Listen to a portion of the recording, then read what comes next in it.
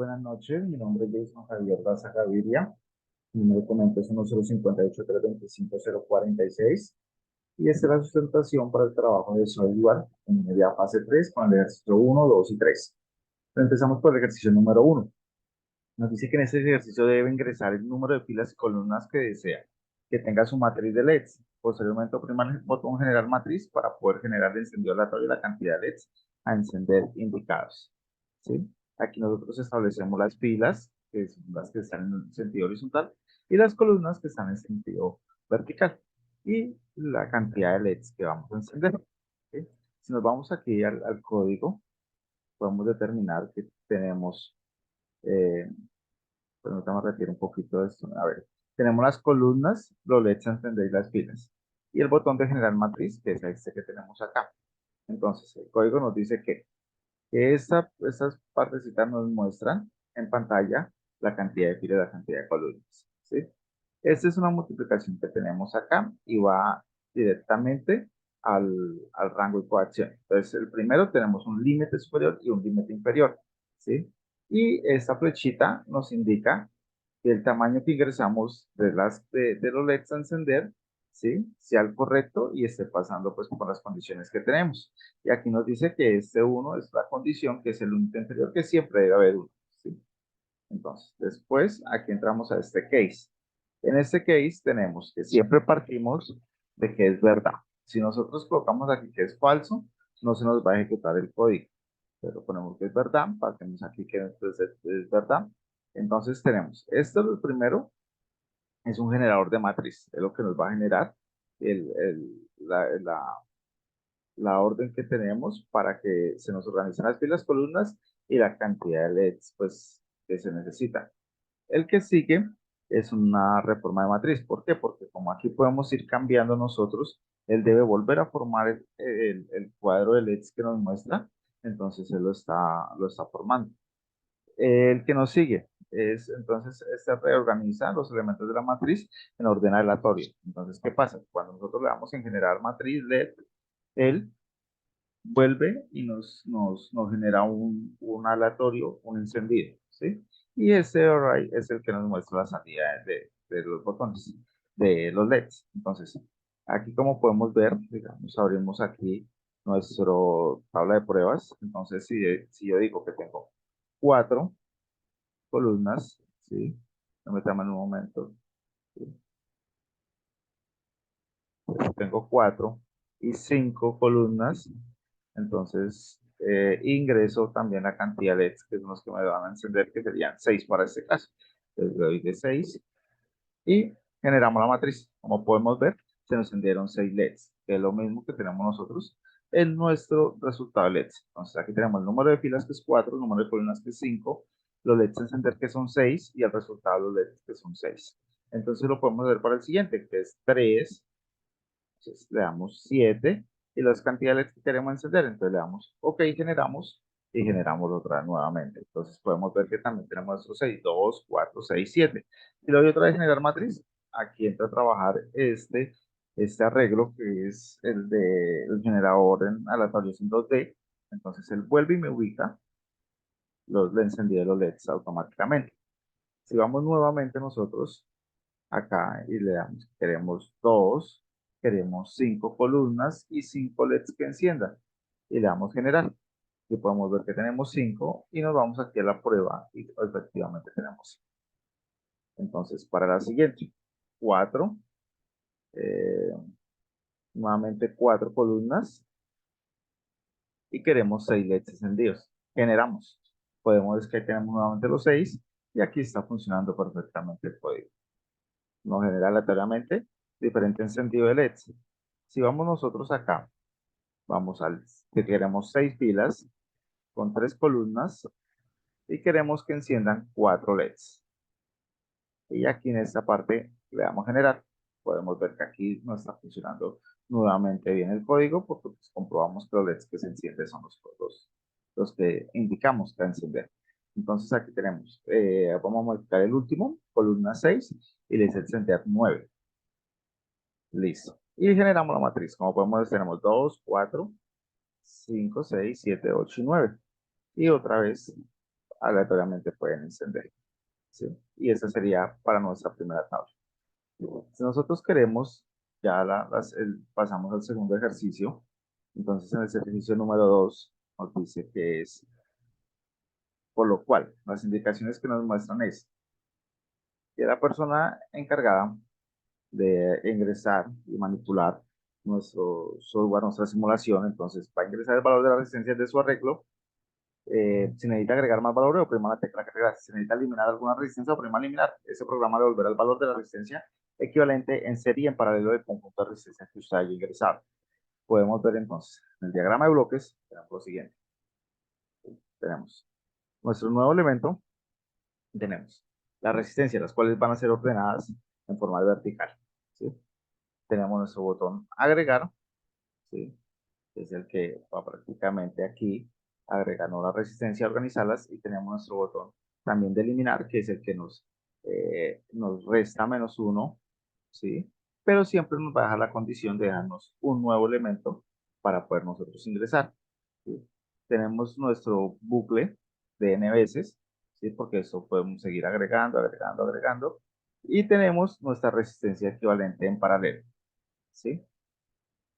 Esta resistencia equivalente en paralelo, entonces, pasa detenidamente primero. Entonces, ingresamos nosotros nuestro valor de resistencias, ¿sí? Ahora, tenemos el tamaño de la matriz. Este tamaño de la matriz, entonces, nos devuelve el número de elementos que nosotros estamos en dimensiones, que ingresamos, entonces nos devuelven dimensiones. Ahora, para esa parte, ¿sí? Entonces, ¿qué nos dice? Que simplemente aquí se formula un -1, ¿sí? Cuando nosotros eliminamos, vamos a eliminar, aquí nos dice que es -1 y lo borra, ¿sí? Y nos lo muestra por resistencias. Ahora, en la parte que nosotros continuamos, tenemos nuestro bucle, ahí ya lo mostramos aquí, nuestro bucle, este nos dice que esto se va a repetir n veces, ¿sí? Que es la cantidad de veces que tenemos. Ahora, tenemos los elementos de la matriz. Entonces, esta matriz que tenemos aquí, eh,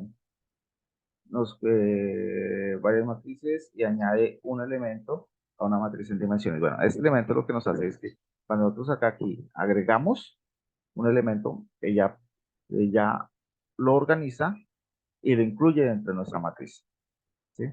Entonces aquí ella nos lo va a incluir. Y esta lo que hace es que también cuando nosotros eliminamos, nos la organiza también y revisa nuestra matriz. Entonces aquí que dice que eso como es en equivalente, entonces tiene una serie de operaciones matemáticas. Entonces, aquí siempre va a sumar, ¿sí? Y esta suma suma con el resultado que nosotros tenemos de esta división, de nuestro segmento que nos lleva para poder hacer nuestra resistencia en equivalente, ¿sí? Entonces, antes de ingresar, entonces, lo dividimos en 1 para poder obtener el resultado. Y aquí, para la serie, simplemente es una suma, este símbolo nos indica que es una suma, y esta suma es la que nos muestra la resistencia equivalente en serie, ¿sí? Entonces ya lo vamos a ver con la prueba de nuestra resistencia, nuestra tabla de pruebas. Entonces, tengo nuestra tabla de pruebas para el ejercicio número 2. Entonces decimos que tenemos nuestra primera resistencia que es 15. Le damos en agregar. Como podemos ver, se agregó y en ese momento tenemos la resistencia equivalente en serie y en paralelo con 15. Entonces vamos a darle OK. Entonces vamos a agregar nuestra segunda resistencia que es 45. 45. OK. Podemos ver que ya nuestra resistencia equivalente en serie cambió a 60 y nuestra resistencia en paralelo a 11.25. ¿Por qué? Porque esta la estamos sumando y esta hacemos la operación matemática. Ahora, le damos 87, vamos a ingresar los últimos dos, y luego 12. Como podemos ver, tenemos nuestros resultados para serie, que es 159, y para paralelo, que es 5,44. ¿Sí? Ahora vamos con el siguiente. Aquí probamos eliminar, eliminar, eliminar, ¿sí? Y eliminar. Nos vuelve a hacer. Entonces aquí vamos a agregar lo primero, que sería 18. Agregar, listo. Vamos con la segunda, que es 28. Ok. 58. Ok. Y 158. Y ok, podemos ver que tenemos nuestra resistencia en serie de 263 y nuestra resistencia equivalente en paralelo de 8.70. Ahora, podemos eliminar y vamos a hacer la última, podemos hacer la prueba número 6. Le damos 100, agregamos 105, agregamos nuevamente 200, ok, y 205. Ok. Entonces tenemos aquí nuestra resistencia, que sería 610, nuestra resistencia en serie, y nuestra resistencia en paralelo, que sería 34.0115. Es esa parte.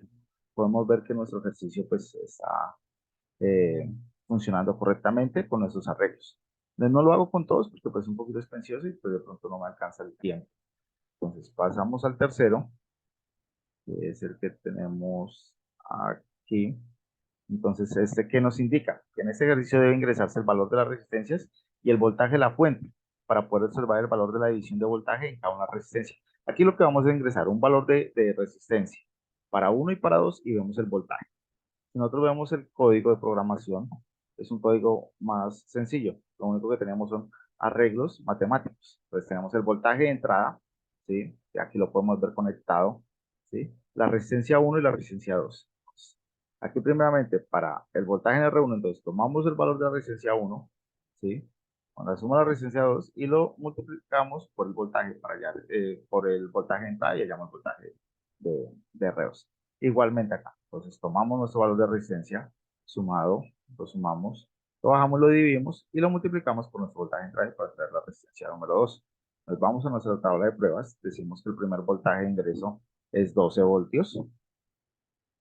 El segundo es, y la resistencia sería 67 para la 1 y 10 para la resistencia 2. ¿Sí? Como podemos ver, tuvimos el voltaje para R2, que es de 1.55, y para R1, que es de 10.44. Ahora vamos a cambiar el voltaje, vamos a añadir un voltaje de entrada de la fuente de 100 voltios, y para resistencia 1 tendríamos 34 y 29. 34 y 29.